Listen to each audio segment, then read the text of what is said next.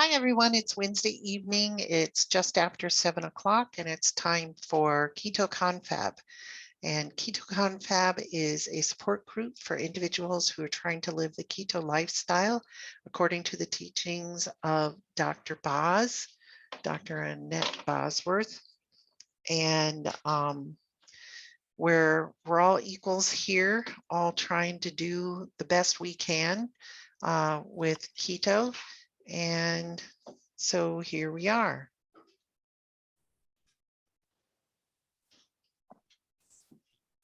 Okay, so Renee's trying to get in, and Tammy isn't going to be with us this week, and Julie is at a squad meeting, so she's not going to be here either. So it's just us chickens. And so how did the week go for me? The week went pretty well for me. I really didn't do cheating this week until last night. I ate some tortilla chips late at night, which was bad because then my blood sugar was over 100 this morning. I forgot to take my magnesium supplements for 2 days. And when I do that, number one, I have aches and pains, which I noticed yesterday. I noticed during the day, man, I'm hurting. But then if I forget long enough, I will go into a heart arrhythmia thing. And that's what happened today. So it's not dangerous. It's not going to kill me. It's just extremely uncomfortable, and it goes on for a while. And I took all my magnesiums and everything, but then because I took so much magnesium to stop the heart thing, I went into a potassium problem. So yeah, it's been a fun day. I really haven't gotten anything done, and but I've learned my lesson, hopefully, and will behave. But yeah, and as far as attacks or episodes like this wasn't a horrible one. You know, I've had really bad ones that I'm like, I know they say this isn't going to kill me, but man, it sure feels like it. But so anyway, so that was my week. How was everybody else's week?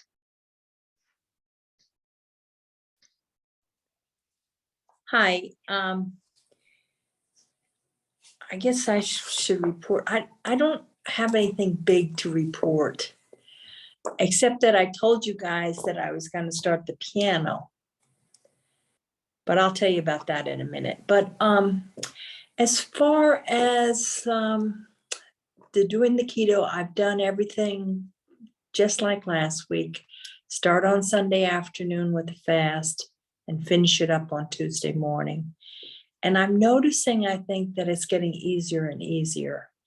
And I know I should, stress myself a little bit more, but I've been trying to work on the piano. And see, what I did was I got my day all planned out, and I do sitting in the sun I try to do sitting in the sun a little bit every day. And someone said you have to walk barefoot on grass. So I'm trying to do a little of that. And then someone said, do at least 2 sessions of piano every day for at least 15 minutes. And then don't overdo the 15 minutes. But what happened was my book never showed up. There's evidently some kind of a union dispute or something in Memphis, Tennessee. And this book was being sent from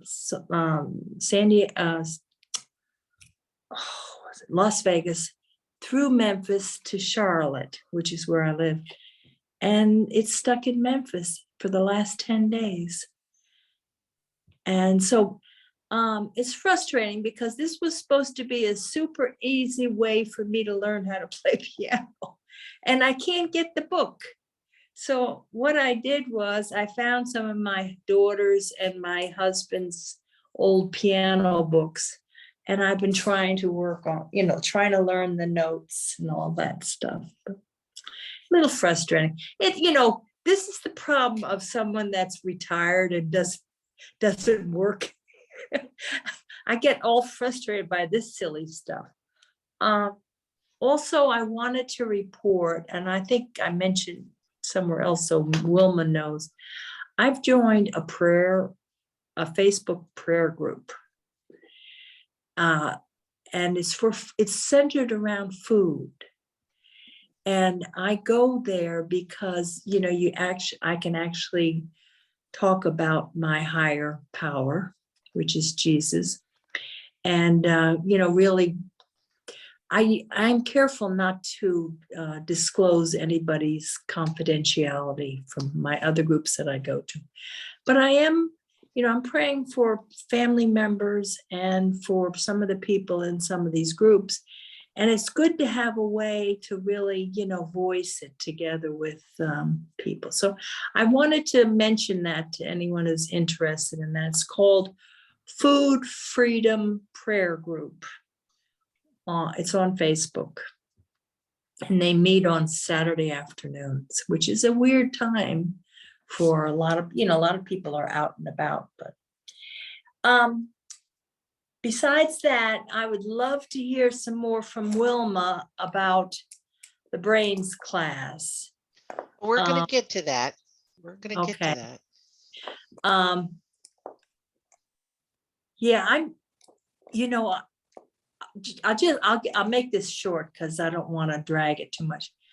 But ever since I heard some of the stuff, like the last 2 weeks, Dr. Boz has been sharing some of her content on the Tuesday night meetings and talking about Johnny Depp and his problems. And she went into it again this week. I'm starting to recognize myself. Like today, I was in the Y, and this woman was just blah, blah, blah, blah, blah. A stranger, kept asking me questions and stuff.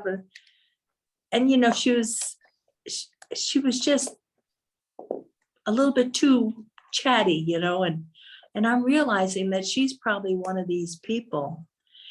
I guess it's bad, you start suspecting everybody you see as having some brain damage. It might not be even true, but she sure did. She wasn't at all understanding of boundaries and she thought I was her best buddy, and she wanted me to answer every little question. And I said, well, okay, I'm getting in the water now. I've got to start my exercise. But anyway, that's all I have to say. Sorry. No, that's okay. I started watching Dr. Boz last night live, and then I don't know, something happened and I got distracted by something. I haven't gone back. And it is true that, well, for me, after I took the brains class with Dr. Boz, I started thinking about, relatives and friends and people who go to church with us, and thinking, oh, they've probably got some brain damage, and oh, if they could just go keto, they could help themselves, and blah, blah, blah. And I mean, like, for one example, I don't think Scott will mind me saying this. His mother, is she 86? 88. She's 88, and it's hard to change a person who's that old. But she asked this week if I could find a supplement for her memory, because she feels her memory needs work, and I'm thinking probably does. And the thing I wanted to say to her is, if you would just give up all those carbs and sugar. I mean, she loves donuts, and I mean, I understand the love of donuts. I love them too. They don't love me back. But after discussing it with Scott, I'm like, yeah, I can't even bring it up to her, because 88, I'm asking her to give up donuts. you know? Well, I brought it up to her before. The thing is, she is drinking more rice milk now rather than regular milk. Because for her, it's best that she stays away from dairy as much as possible. She has made some changes, but not quite enough. Yeah, she still eats chicken. She just loves that chicken.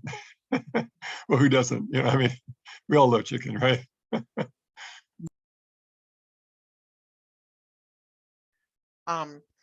Anyway, Scott and I are in the same room, and so only one of us can have our mute off at a time, or we start echoing all over the place. So, yeah, so it's hard. And then I had a new client come into my practice this week, and he really needs to cut his carbs. He's in his 30s, and he's having problems with memory and focus at work. He's a computer programmer, and he says, I'm there doing the computer programming and my mind wanders and I can't focus. And he's like, it's not that, a line of topless women go by and that gets my attention. It's, my mind just wanders. And I'm like, well, are you worried about something? Are you stressed about something? No. He says it's random stuff. I think about the cat I saw out on the street on my way to work. And he's like, it's just really crazy. And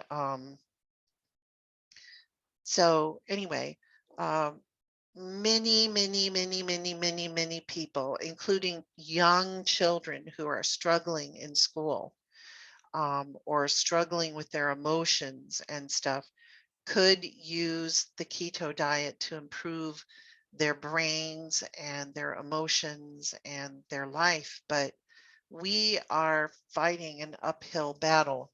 For those who haven't seen it, Melody said food is important for the elderly as they continue to lose control over their life. Food is the one thing they can control. I think anyone over 80 for sure can eat whatever they want. Well, yeah, I don't know. I agree, Melody. I do, but the problem is if there is a substance that's going to really harm them, such as for me, when I turn 80, everyone needs to know I need to be kept away from gluten, because if I start eating gluten, I'm just going to start having all sorts of heart problems and breathing problems and all sorts of stuff.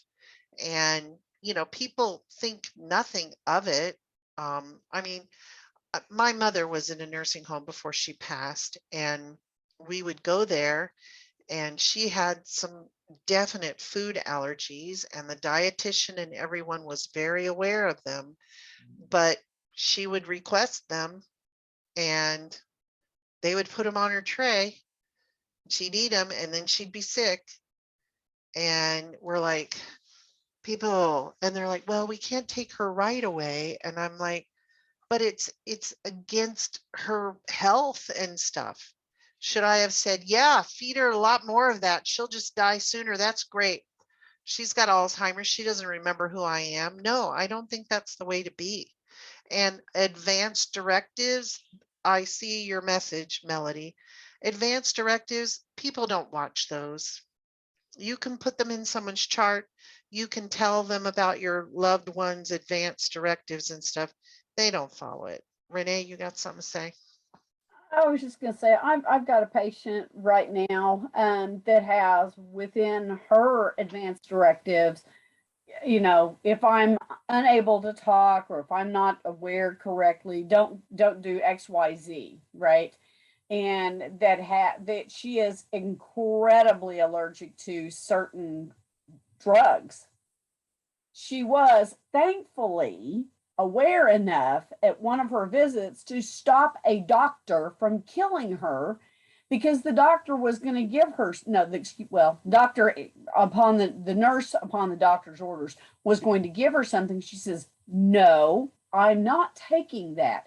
Oh, well, the doctor ordered it. It's in my chart. Don't give that to me. I will die. I will go into anaphylactic shock.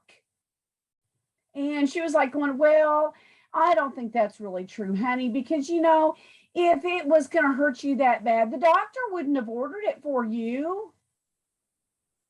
So unfortunately, advanced directives and other things like that, sadly, are not always effective if you don't have a family member to advocate and make sure that that advanced directive and those medical wishes are being carried out.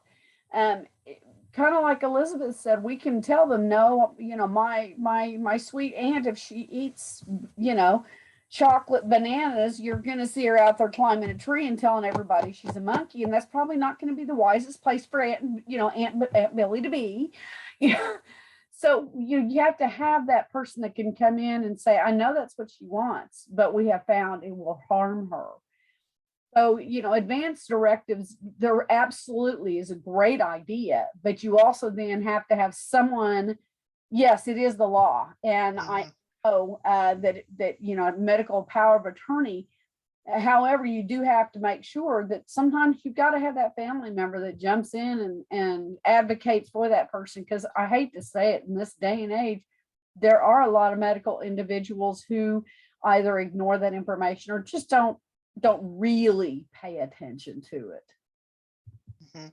And Renee is right. I mean, I had COVID back in October, and I had an allergy wristband on that said I'm allergic to aspirin, Coumadin, and Lovenox, 3 different blood thinners. And with COVID, they will put you on a blood thinner, and they like aspirin because it's cheap and it's widely available. They tried to put me on aspirin, and luckily I was with it enough. What? Aspirin? Wristband? No. Aspirin? No. And they're like, oh, well, then we'll just go to the Lovenox shots. Those are expensive, but your insurance will pay for it. And I'm like, no, no, no. Lovenox? No, no. And they're like, well, Coumadin then. And I'm like, oh, God, no, read, wristband, read, you know, because I was hospitalized. And it wasn't just the first doctor, and it wasn't the first nurse.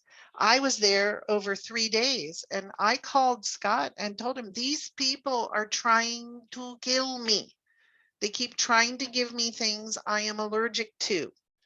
And advanced directive, my patootie, they don't even look at their own records, you know.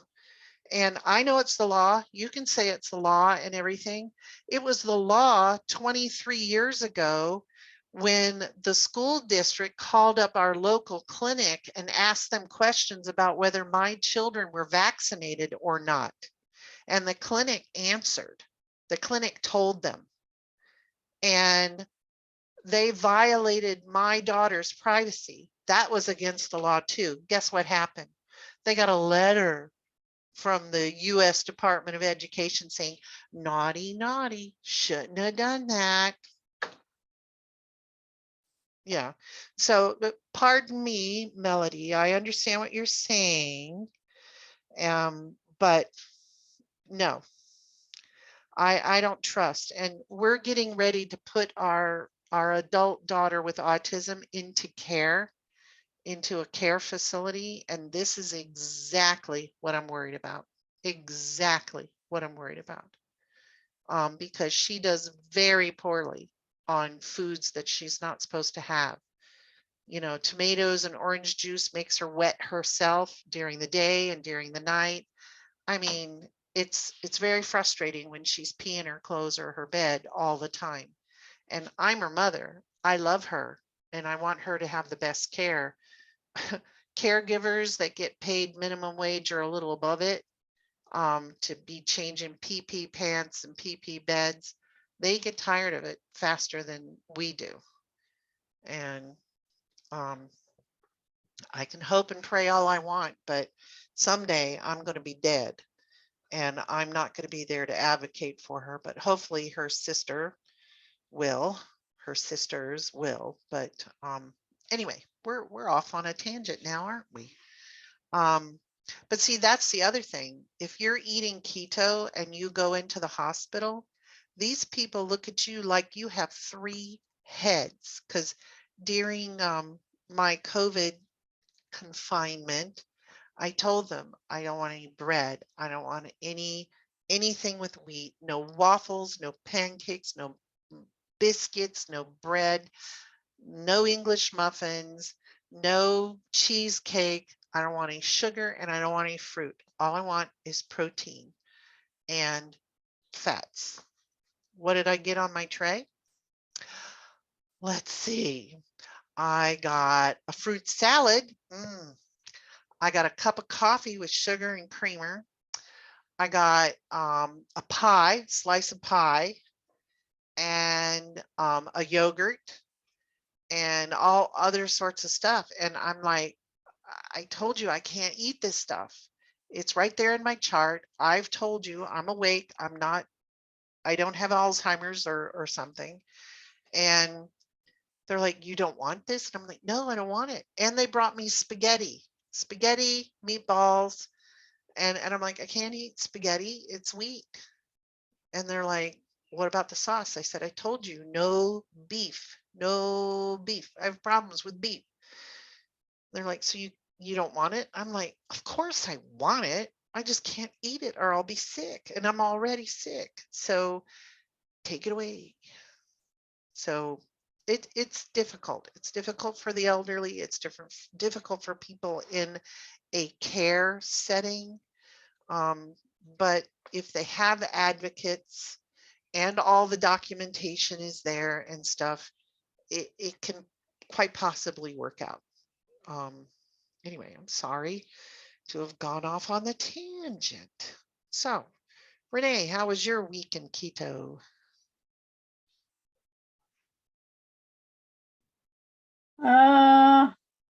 It's been up and down. There's been a lot of stuff going on. I've not been here for a while. I actually had one of my if you all were able to see where I live, right in front of my house, I have this wonderful little tiny block sized park and a splash pad, and it's great. And there's a church on one side, and then the church is at the end of my street. But so I live between 10th Street and 11th Street on a street. So one block, right? So along my street, I'm the only living human being on my street because my neighbor just passed away. So yeah, it's been very strange. I've been trying to help them and keep an eye on his place since he's passed away. And I've had a lot of patients that have canceled on me, which has incredibly jacked up my budget. So unfortunately, I've had to eat what I could literally afford, which is sadly in this day and age, junk food. So I have not had the best of weeks. Although I will say my body has been very forgiving to me because I haven't gone crazy on the weight gain. But I can tell I'm not eating right because I don't feel right, if that makes any sense. So, and then, you were talking earlier about advocating for people. And for me, because I saw the light, breaking into song, going on to keto, just like the light bulb comes on and you go, oh my God, I get it. Especially when the weight drops off and the swelling, all the systemic inflammation goes away and you're not hungry 24/7 and you don't feel like you're falling apart. A lot of your headaches go away and some of these other things, all these negative things start to go away and you see all the positives. And then I see people that will not listen to my advice and they complain about this and that and the other and things that I've already experienced, things that I know for a fact, not conjecture, but I know for a fact, if they will go keto or at least cut back on their sugar and carbs, it would so improve. But I actually had someone say, look, I love my sugar and I'm going to eat it. Or no, I love my carbs and I'm going to have them. And no one's going to tell me differently. And I'm sitting here, all I could think of was, and I didn't say it, but all I could think of was, then don't, pardon the terminology, folks, don't bitch at me. Don't gripe at me about how crappy you feel when I'm giving you a solution, but then you don't want to change. So for me, it's hearing someone change, and I can give them information that I know it may not be the total solution, but at least it can get them on the right path. They may still need to do, other medical changes or other lifestyle changes. But when you got someone giving you a piece of information that's going to help you and you just thumb your nose at them, it's frustrating, because these are people, some of these people that I'm talking about, I love. I mean, they're not just acquaintances that I've met who are sitting there talking in a group and going, gosh, I'm so tired of being at 450 pounds and I can't walk anymore and my ankles are huge. And instead of going, hey, I was there, maybe not at 400 pounds, but I was there with all the other stuff you've been talking about. And I've done keto, and I tell them how, oh, that's just too hard. And I did keto before, and I didn't lose any weight on it. And my question is, well, first I say, I'm sorry you didn't have a good experience on keto, but I will tell you, there's a lot of falsehoods out there that will tell you how to do keto, and they're really not telling you the right way to do keto, because there really is a wrong way to do it. If you're not following certain guidelines, if you're fudging on it, then you might not see as much progress. You might not see all the other health benefits. So, because for instance, like Atkins is very close. It is not keto, but it's close because it is low carb, but it doesn't have some of the other things that true keto has in it. So, it's frustrating when I can give someone that information, or I can see things, especially after hearing them talk about what's going on, and they don't want to change. So anyway, that's my story, and I'm sticking to it. In fact, right now I'm drinking an iced tea. I went out and got an iced tea earlier from Sonic because I haven't had iced tea in like forever, but it doesn't have sugar in it. Good girl. Yeah, I mean, I've been lucky with the people that I live with. They have decided to be keto, except for my youngest girl, which that's what got me in trouble with the chips. She had a bag of chips up here and was munching and munching, and I'm like, oh, I just gotta have some, which got me into trouble. But that's not her fault. That's my fault and my responsibility. I wish my daughter would come keto. My other daughter that's married and lives away would go keto with us. But yeah, but you know what? You can lead a horse to water, but you can't make them drink. And that's not your responsibility. You just have to let go and let God. Oh, and just FYI, since I've seen everyone, I'm now a mother-in-law to be. My oldest son finally proposed to his girlfriend of 3 years. I'm so excited. Yeah, well, congrats. So welcome, Janet. Glad you made it with us. We're just going through talking about our week. I've talked, Patricia's talked, now Renee's talked. And so can you tell us about your week? I sure can. My eyes are like all over the place. So usually I either do the shades or a picture. I really don't like a picture because I like for people. I like to see people, but also I think it's fair for you to see me too. So I'm just going to switch over to my glasses. I had a good week. I did a 72-hour fast. There we go. I did a 72-hour fast. Yes. But I tell you, it's exhausting at the end. And I had to tell myself, I think at the end of the 72, I just get up and do whatever I want. No, I had to not only eat slow, but physically, I tell myself, now it's time to replenish. It's time to replenish and rest. And once I accept that, and I eat like that, and I take care of my body like that, I don't be jumping around, jumping up out of my chair, rushing to the bathroom, just take it easy. then I started to feel better. I started to feel pretty good because what I did, I came out of the 72-hour fast, but then I go into the 8 and 16. So I come out at 6:30. I open my window at 6:30, and it stays open until 6:30 the next day. But I don't usually want to do that. So usually I'll have something at 10 in the morning, that one meal, and then I go back until a closed window at 6, and then I follow that for the next 3 days. This is the second week of my 72-hour. We'll see. I don't know. I thought maybe Did you I was say you're stressing. working?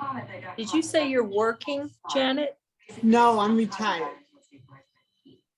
Yeah, that's the only way I could do this.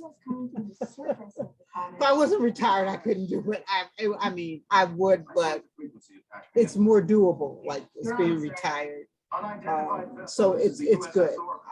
And I have a choice of my schedule. I didn't go back and do anything else other than I do crochet, and I crochet Afghans and lap blankets.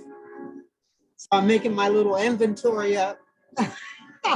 I'm making my inventory up. So that's what I do a lot of. But I had a good week. Numbers were good. I was worried I was getting 4.9 and 4.5 and Dr. Bos's ratios of 19 and 16 and 15. I was really worried, and I'm still uneasy. I've been just reading over and over about that. But I went to another meeting and they said, well, it'll all settle out. Because I'd like to see 1.9, 2, maybe. Are you drinking the BHB stuff? I do a bottle every other, no. I do 1 16-ounce, and that lasts me for 3 days. That's it. 3, maybe 4, it depends. I'm also doing the elemental 16-inch bottle, and then I add extra potassium. I have liquid potassium, I have liquid magnesium, so I add that to the elemental, because if I'm fasting, I'm not getting anything. So I do 16 ounces of elemental with the potassium and magnesium supplements will last me for 2 days. And then, I'm fine. When I came out, I didn't overeat. I ate very slowly. But I have to say, I tested the water. I had a glucose reading of 71, and I ate a banana. It didn't do anything. My ketones were good, but my blood sugar shot up to 150. Oh, for one banana. Oh my God, whoa, that is not worth it. But it was good to see. It was my first time. I didn't panic. I just know that we can't do bananas. Maybe twice a year if I'm lucky. Yeah. That was a bit much. That was a lot. So I've been doing a lot of that, watching the foods that activate my glucose. I haven't, because I feel, or I'm fat adapted, because I'm missing a meal. I'm not hungry. I don't want to go to the other extreme of that and not eat at all. So when my window's open, I'm trying to eat appropriately, which I really like. My favorite, and I'm gonna let you guys go, is scrambled, easy over eggs, a cup of spinach, 2 slices of bacon, and some butter. And I'm happy. And then my dinner is mashed cauliflower. What I do, I steam the cauliflower, I fry it in butter, and then I put it in my Ninja and put bacon and pork belly and let it grind it all up. Oh. Wow. And that's my second meal if I choose to have it, with some sardines or a ribeye or whatever I choose to have it. So as long as I'm consistent, my numbers are good, I'm doing good, I'm feeling good, no headaches, no keto flu, all that. I'm top beyond that, thank God. That's good. Yeah. How are you preparing the sardine? Well, I was just, I just eat them out of the can. And it reminds me, I grew up, my mother was a sardine eater, and she said, oh, come over here, and she'd mush them up on saltine crackers. Yeah. So, I just take them out of the can, drain them. I'll put a little mustard and hot sauce, the Frank's hot sauce. I have had it with sauerkraut. That's not bad. on the side, a little tablespoon of sauerkraut on the side. Hasn't been bad, but I don't do anything special. I don't mind them at all. One of my Yeah. favorite things is liver, because I'll cut the liver up and put it in my eggs, spinach, and buttered breakfast with small pieces of liver. I cut them up. I like that a lot too. But anyway, that's enough about food. Thank you. Thanks for being here. I was in another group. I'm sorry I came in late. That's okay. But I appreciate you letting me in. Thank you. Yeah, no problem. Well, Janet, challenge accepted. I think I'm going to have to try sardines with sauerkraut because I do like sauerkraut, but I don't know, sardines and sauerkraut. Okay, but challenge accepted. I'm going to try it and see how that is. So I know some about what Miss Melody's week was like. She got a new computer. Did you ever fix the mic issue that you were having? Because maybe we can get her to talk to us rather than type.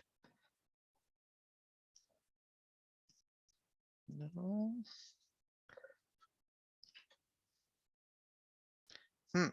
Okay.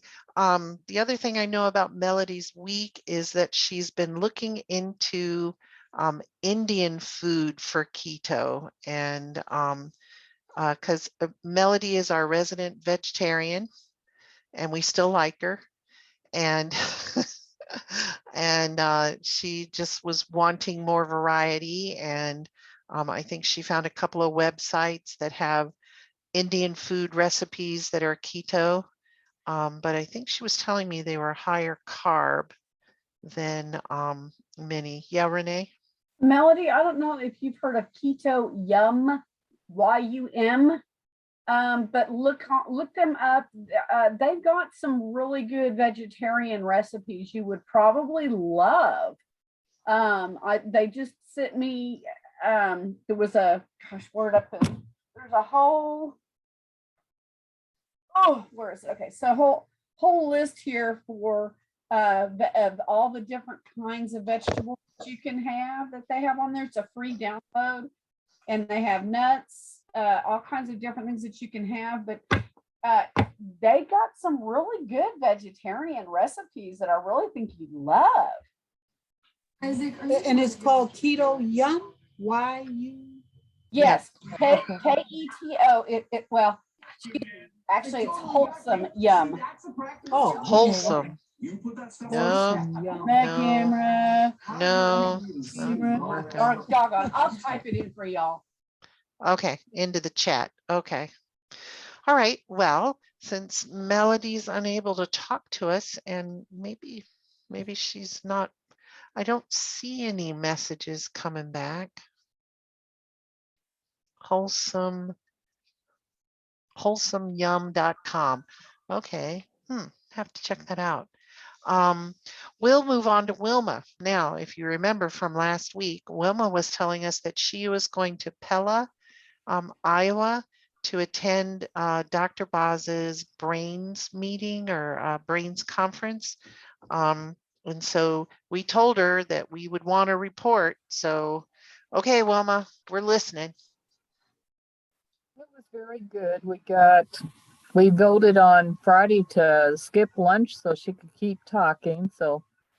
And then after the conference was over, we spent another 2.5 hours with her answering questions. The main thing that I got out of it, it was basically the same as the online course, but she did add some new content to it. But the main thing is stressing, get your sleep to help repair your brain and all that stuff. And one of the things was BHBs for helping to repair your brain. If you've got Alzheimer's, give them BHBs. But yeah, it was kind of overload.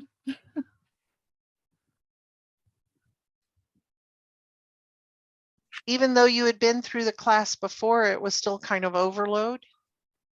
Yeah, it was a year ago that we went through the course, and I don't know if it's because maybe things have changed or what, but different things popped out at me this time that I didn't catch on the course.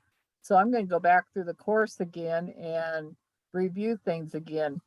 The SPECT scans of brains of like an obese person really is surprising how it affects you. She showed the SPECT scan of a lady that was 50 that had early onset Alzheimer's. They ended up going to California to the Almond Clinic and worked with them for 6 months. They did another SPECT scan. It was amazing how much of her brain had come back in that 6 months, but I don't know what they did at the clinic for her to help her. Things that just kind of stick out is like one guy claims he only used marijuana on the weekends, but what his SPECT scan showed was just amazing how much of his brain was not working. So yeah, it wakes you up on what things that damage your brain, but the main thing is lack of sleep and how it affects your brain. What did she say about things being reversible? I know you just said about the Alzheimer's, but like someone who dabbled with marijuana in college or something like that and 20 years later regretted it, or what does she say about reversing some of that? Work on getting it out of your system, get your sleep and all that. It's basically, it deals down to getting your sleep and getting off the substance. Mm-hmm. As adults, we should have at least 8 hours good sleep. We need to be into the deep sleep, not just sleeping. She said teenagers need 10 hours of sleep. And a teenager up to age 26 can repair their brains faster than we can at our age. But like if you do all that, can you fix the scans in your brain? Do the scans change after you did all the good sleeping? Yeah, you can. You can bring your brain back. Like she said, like she doesn't do long division. So that part of her brain that works on long division probably has gone to sleep. But if she was told, just an example, she said, if I was put in jail and I was told I could get out of jail if I could do long division, she said, I could wake that part of my brain up to get out of jail. So you can work on it. You just have to know how to do it and be dedicated. Like one of the gals there at the Youth Coalition, she had fallen within the last year and got a concussion. And so she was going through doing the sleep and everything to help heal that concussion. It was amazing just looking at the SPECT scans of what concussions can do. Even an automobile accident, how it damaged one side plus the other side. Yeah. Well, I believe in healing, and I believe that prayer makes a difference too. But of course, you really can't measure that stuff. Can't measure before and after because it's a God thing. But I have to also admit to you guys, my oldest brother suffered from PTSD, and he was a heavy marijuana user from high school all through college, all through Vietnam, and I think most of his life. And really, I can attest that it's a heartbreak. I mean, at the end, it was hard for him to get a sentence together. It was really hard. It's a heartbreak. It's a heartbreak. I have So some too much. nephews that are currently using marijuana and they think it's not a problem. And, you know, I've tried to tell them, but it does cause brain inflammation and it takes a long time for that to repair. And they're like, "Ugh," you know, I'm like, okay. Okay. Talked about was when someone drinks alcohol, it swells your brain for 3 days. Well, it swells other parts of your body too while it swells. So it takes 3 days for it to come down before your brain can do anything. On a teenager, it stops their brain from developing for 6 months when they have just a little bit of alcohol. Mhm. So, yeah, it's not a big deal, but it does affect your body, just like opiates. And, you think opiates, marijuana. She's stressed doing jump roping. That helps your body. Left or non-dominant hand loops will help you on repairing your brain. But the jump rope, it's interesting how that can help heal your brain. You can't answer it. I know she didn't touch on it, but I do when I'm in the water. I do a lot of stamping of my feet because I think that it's helping my lymphatic system. Move the fat or whatever the lymph stuff is. And I'm thinking that maybe that might be sort of like jumping rope. I wish it were. I have an awful time jumping rope. I just don't trust myself to go in the air. I'm afraid I won't land right. You know The what I did? coordination between the hands and the feet that Mhm. help you. And like she said, okay, you put the rope over your head, you step over it. You put it over That- your head, you step over it. Pretty soon you're able to start jumping. It That's could take a month exactly or what two I, before you Wilma, get excuse better. me. That's exactly what I did. Is exactly what I did. And it's amazing. Once the rope go over, step right over it and walk away. Thanks, Wilma. But you only jump rope for a minute, and it's amazing how it helps you. She talked about when she was working with one of the I don't know if it was one of the inmates in South Dakota or if it was in one of the group homes, how it helped one of the girls just getting her to jump rope. So it's real simple things that we can do. Maybe we should try and make your mom jump rope, Scott. 88, no jump roping. Okay.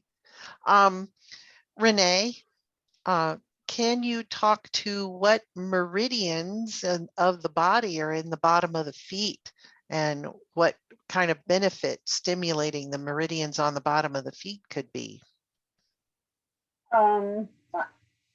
Well, hold that thought, move on to discussions. I want to go get a chart that hopefully I can make show up. I'll have to get rid of my background, but I've got a little chart thing I'll show y'all. Hang on. Okay. Renee's an among yourselves. acupuncturist. Talk amongst yourselves.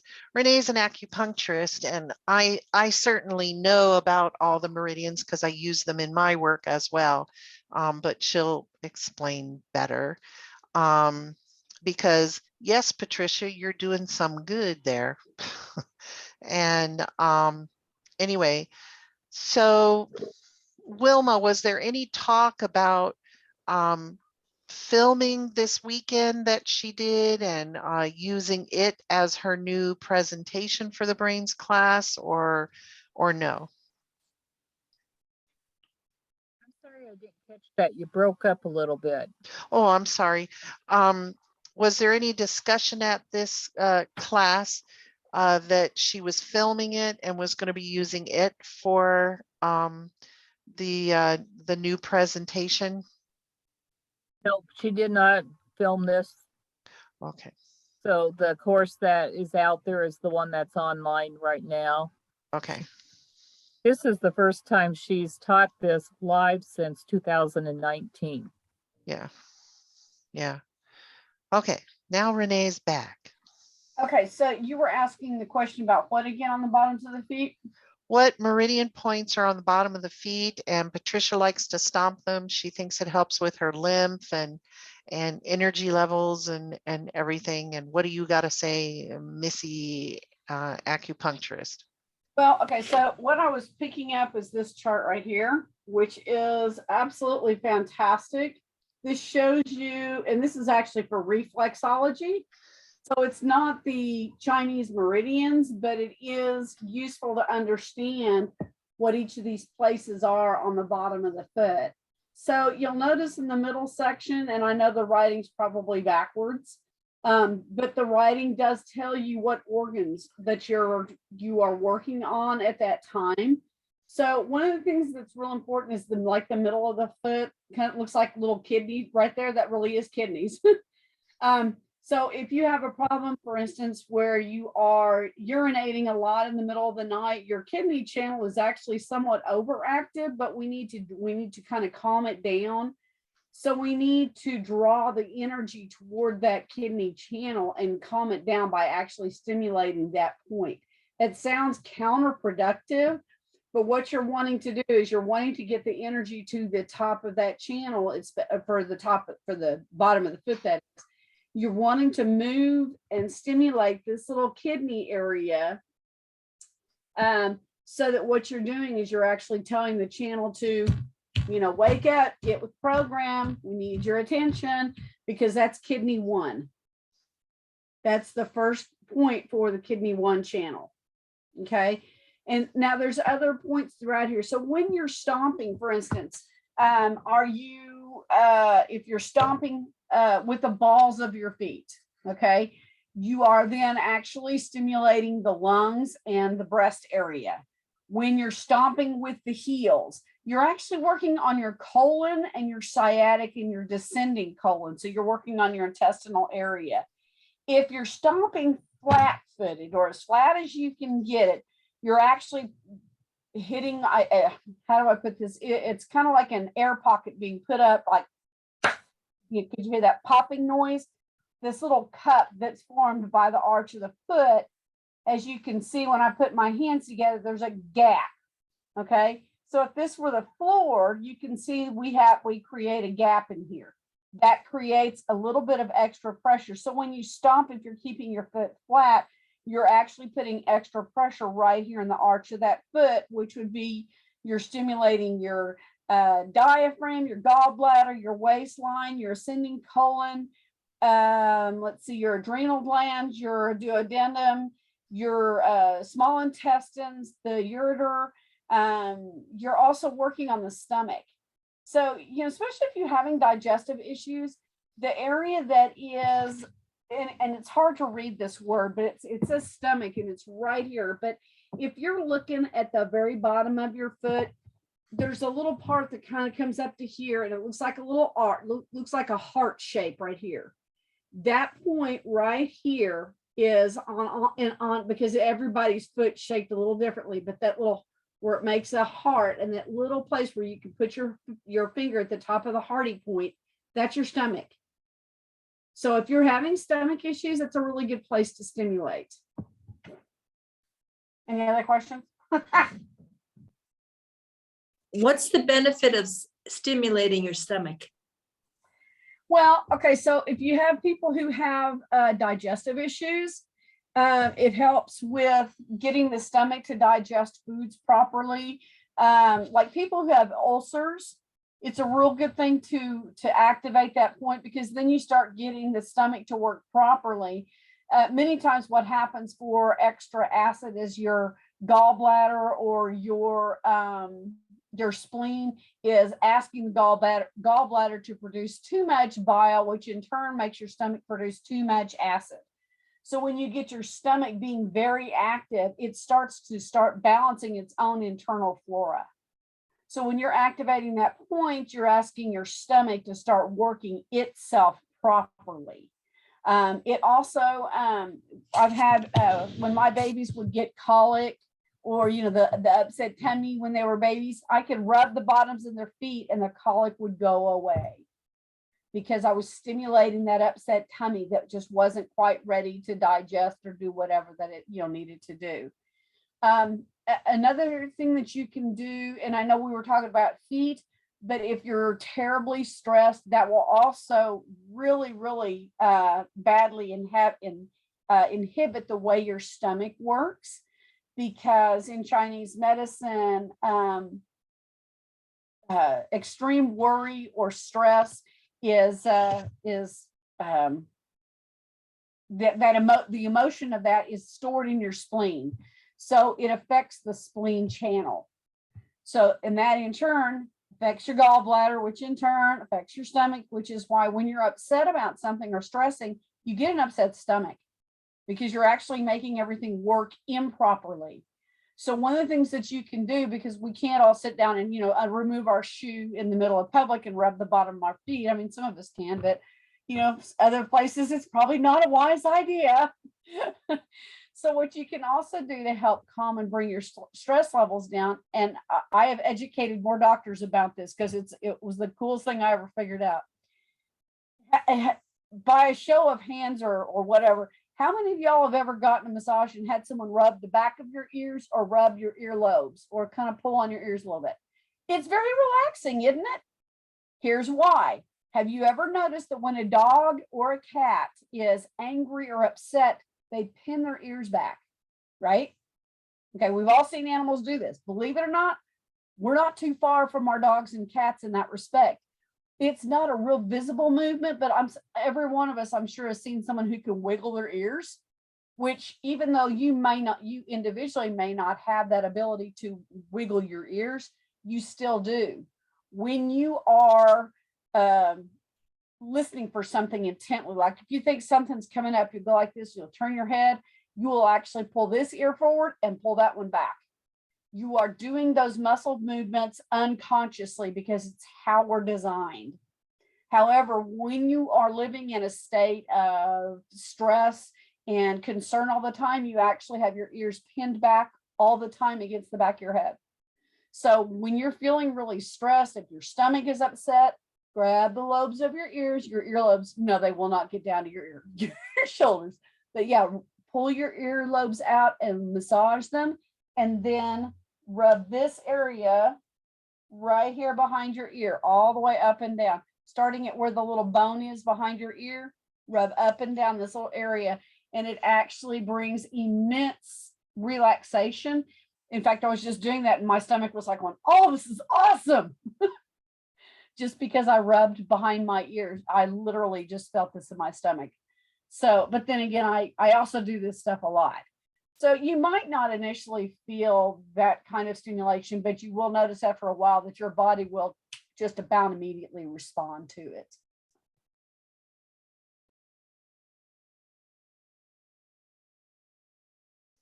I muted myself. Are there other questions? Did I leave something out maybe or put too much in?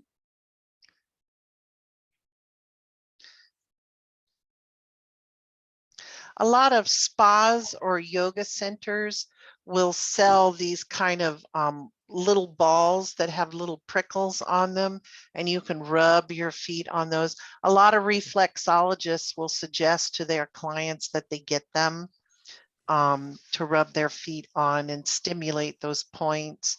You can also get a little roller thing that's like this, but it has a little extra larger piece right in the center, and it has a little rubber thing here and a rubber thing here, and you roll it on the floor and you rub your foot on it. Same idea, except for that it's got grooves in it instead of the prickles. So if you're really tickly footed, the prickly one might not work because it'll tickle.